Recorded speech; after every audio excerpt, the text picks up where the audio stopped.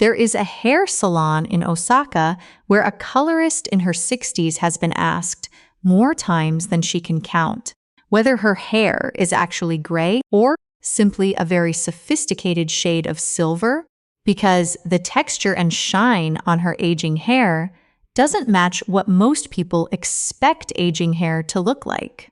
Meanwhile, somewhere else right now, someone significantly younger is stepping out of a long, hot shower, hair looking dull and slightly frizzed, wondering why their skin and hair seem to be aging faster than they'd expect for their years. Same basic daily ritual, washing the body and hair. Completely different result over time. What if the gap between hair and skin that ages gracefully and hair and skin that ages faster than it should has almost nothing to do with genetics, and almost everything to do with 5 specific shower and hair habits that Japanese dermatologists and hair specialists have identified as quietly accelerating visible aging? By the end of this video, you will understand exactly what those 5 mistakes are and why correcting them costs nothing beyond changing how you already shower. Before we walk through the mistakes themselves, it helps to understand the shared principle underlying all 5.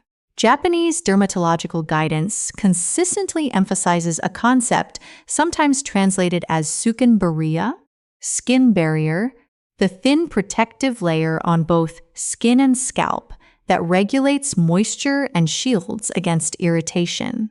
Nearly every habit on this list either strengthens or damages that barrier, and the cumulative effect of small daily choices on this one structure is, according to Japanese skin specialists, one of the most underestimated drivers of how quickly skin and hair visibly age. The first mistake is showering in water that's too hot for too long. Japanese dermatologists commonly warn against what's sometimes called netsuatsu no oyu, excessively hot bath water, specifically because water above a certain temperature strips the skin and scalp of natural oils far more aggressively than warm water does, without providing any additional cleaning benefit. The practice recommended instead: water kept at a comfortably warm rather than scalding temperature, with shower duration kept reasonably short, since the skin barrier continues losing moisture the longer it's exposed to hot water, regardless of the products used afterward. The scientific validation. Dermatological research has consistently found that hot water exposure measurably increases transepidermal water loss, the rate at which moisture escapes through skin, and that this effect compounds over years into visibly drier, less elastic skin and a scalp more prone to flaking and irritation, both of which read as aging, regardless of actual chronological age.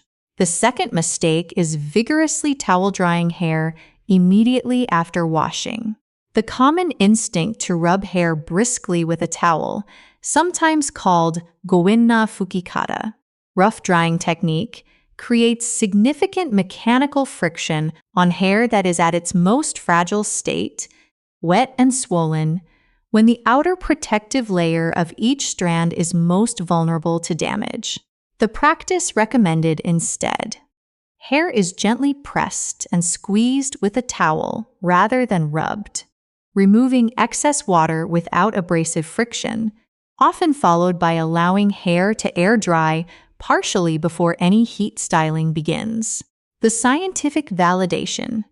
Research on hair fiber mechanics has found that wet hair is measurably more susceptible to cuticle damage than dry hair, and that repeated rough handling in this vulnerable state accumulates into visible dullness, increased breakage, and a rougher surface texture that reflects light poorly, all of which are perceived as signs of aged, damaged hair even in objectively healthy strands.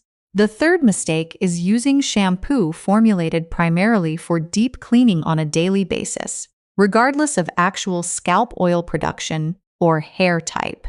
Japanese hair care philosophy places significant emphasis on jibun no atama ni ao, matching a product specifically to one's own scalp and hair condition, rather than defaulting to whatever cleans most thoroughly or smells most appealing. The practice recommended instead. Shampoo strength and frequency are matched to actual need, often meaning gentler, less frequent washing than is common in many Western routines, particularly for hair that is already dry, colored, or aging. The scientific validation. Research on scalp health has found that overcleansing strips protective sebum at a rate faster than the scalp can naturally replenish it, triggering a cycle of compensatory overproduction and irritation that, over time, is associated with thinner appearing hair and a scalp environment less conducive to healthy hair growth. The fourth mistake is neglecting the neck and décolletage during a shower and skincare routine while focusing skincare attention almost entirely on the face. This area, sometimes referred to informally as wazarereru bubun, the forgotten area, has thinner skin and fewer oil glands than facial skin, making it particularly prone to showing visible signs of aging when neglected. Yet it rarely receives the same cleansing, moisturizing, or sun protection attention the face does. The scientific validation.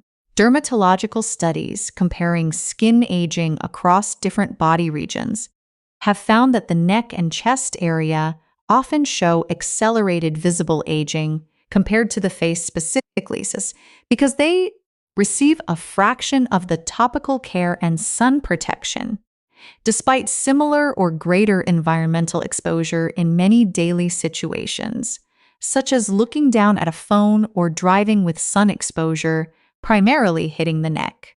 The fifth and final mistake is applying conditioner or hair treatments directly to the scalp rather than concentrating them on the mid-lengths and ends of the hair.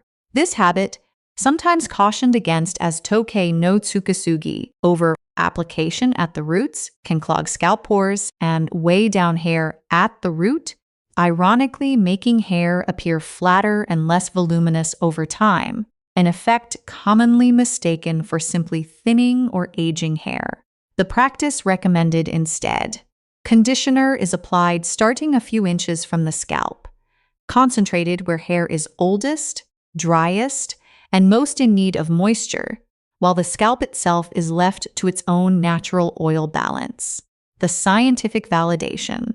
Research on hair and scalp's physiology has found that conditioning agents applied directly to the scalp can interfere with the scalp's own regulatory oil production and contribute to buildup that measurably reduces perceived hair volume and root lift, both of which are strongly associated in perception studies with looking older, regardless of the hair's actual condition.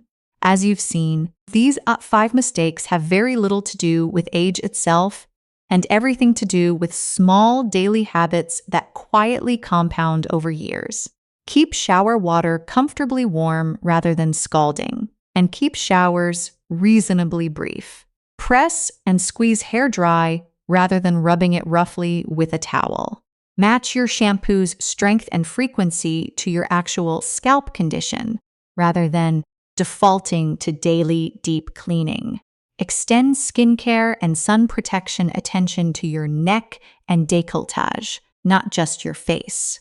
And apply conditioner to your mid-lengths and ends rather than your scalp and roots.